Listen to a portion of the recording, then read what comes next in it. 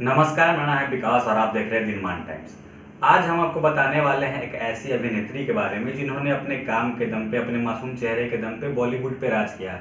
और ख़ास बात है कि उन्होंने महज 5 साल की उम्र में अपनी जो एक्टिंग का कैरियर था वो शुरू किया था और उन्होंने जितने भी तमाम बॉलीवुड के जो बड़े अभिनेता हैं उनके साथ काम किया था। तो इस वीडियो में हम आपको बताएंगे उनके फिल्मी सफ़र के बारे में।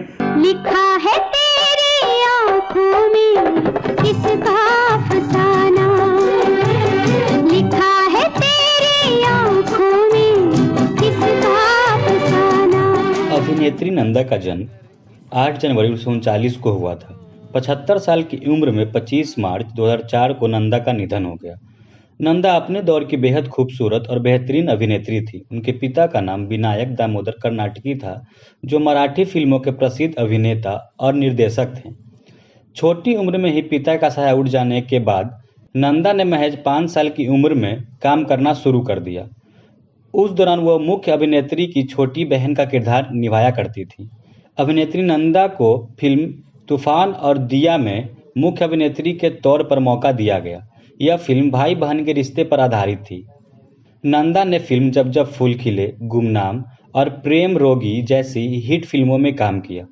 नंदा की फिल्मों में उनकी एंट्री की कहानी बड़ी ही दिलचस्प है। साल 1944 में वो 5 साल की थी जब एक दिन वह स्कूल से लौटी तो उनके पिता ने उन्हें कल तैयार रहने को कहा। फिल्म के लिए तुम्हारी शूटिंग है, इसके लिए तुम्हारे बाल काटने होंगे। बता दें कि नंदा के पिता विनायक दामोदर कर्नाटकी मराठी फिल्मों के सफल अभिनेता और निर्देशक थे। बाल काटने की नाम सुनकर नंदा नाराज हो गई।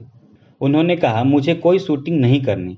बड़ी मुश्किल से माँ के समझाने पर वो शूटिंग पर जाने को राजी हुई। वहाँ उनके बाल लड़कों की तरह छोटे छोटे काट दिए गए। इस फिल्म का नाम था मंदिर।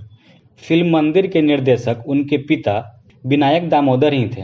फिल्म पूरी होती इससे पहले नंदा के पिता का निधन हो गया। घर की आर्थिक हालात बिगड़ने के चलते नंदा के छोटे कंधे पर जिम्मेदारियों का बोझ आ गया।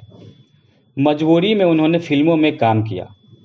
1959 में नंदा ने फिल्म छोटी बहन में राजेंद्र कुमार की अंधी बहन का किरदार निभाया था। उनका अभिनय दर्शकों को बहुत पसंद आया। उस दौरान लोगों ने उन्हें सैकड़ों राखियां भेजी थी।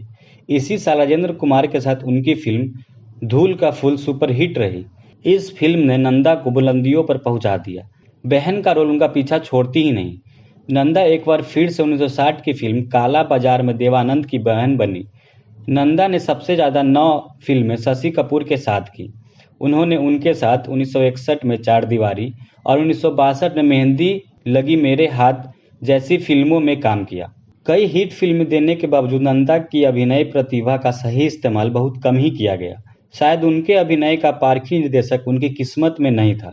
नाजुक, छुई मुई और प्यारी सी लड़की की छवि तोड़ने के लिए नंदा छटपटा रही थी। राजेश खन्ना के साथ फिल्म इत्तेफाक में उन्होंने निगेटिव किरदार तक निभाया, लेकिन दर्शक उनका यह रूप स्वीकार नहीं कर सके। तभी उन्हें फिल्म नया नशा का ऑफर आया।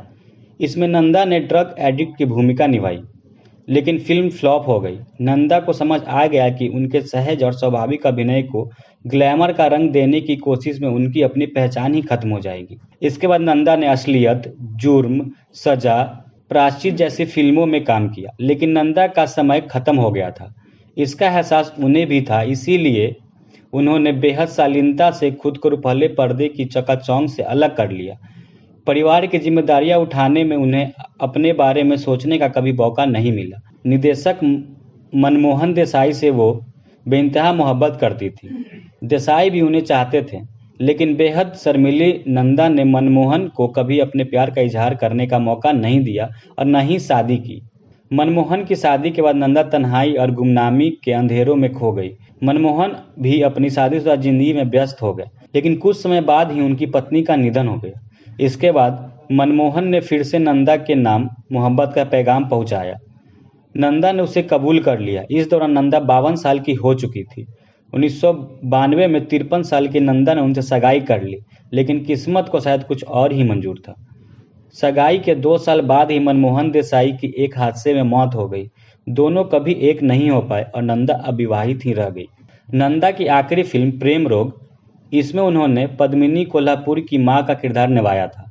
कहा जाता है कि नंदा जब भी घर से बाहर निकलती थी तो वो सफ़ेद साड़ी में जाती थी, क्योंकि वे मन ही मन मनमोहन देसाई को अपना पति मानती थी। लेकिन उनके निधन के बाद नंदा काफ़ी अकेली हो गई थी। उन्होंने ज़्यादा किसी से बात करना भी बंद कर दिया। उनकी खास दोस्तों में माला सिन्हा और वहीदा रहमान थी।